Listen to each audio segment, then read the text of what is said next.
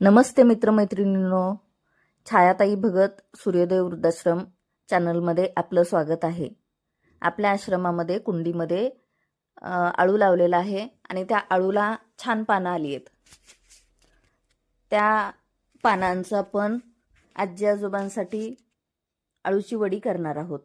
ही काही थोडी पानं आणि आपण मार्केटमधून थोडीशी पानं आणली आहेत तोंडी लावायला.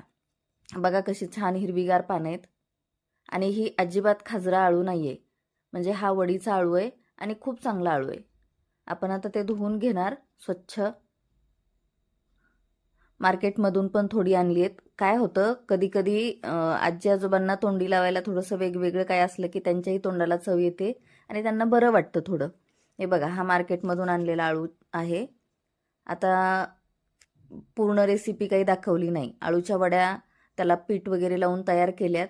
मागच्या एका व्हिडिओमध्ये आपण दाखवल्या होत्या आणि डायरेक्ट आपण पातेल्यावर जाळी ठेवली आहे, जाळी स्टीलची, आणि त्याच्यामध्ये उकडायला ठेवल्या होत्या. आता ह्या उकडून पण झाल्यात. शॉर्टकटमध्ये हा व्हिडिओ बनवला आहे. आता आपण घेणार आहोत आळूच्या वड्या कट करून. म्हणजे पूर्ण रेसिपी, पीठ घेतलं, ते कसं भिजवलं, त्याच्यात काय टाकलं, हे सगळं दाखवलं नाही आपण ह्या वेळेला. आता तेल छान गरम झालंय आणि त्याच्यामध्ये आपण टाकणार आहोत आळूच्या वड्या. हे बघा, कट करून घेतल्यात आळूच्या वड्या. मला मदत आमच्या काकू आजी त्यांनी पण केली. आळूची वडी जर तुम्ही बघितलं तर त्याच्यामध्ये सगळं टाकलेलं आहे. तेल गरम झालं, त्याच्यामध्ये आता आळूची कट केलेली वडी टाकतीये. ते छान खरपूस भाजून घेणार आहे.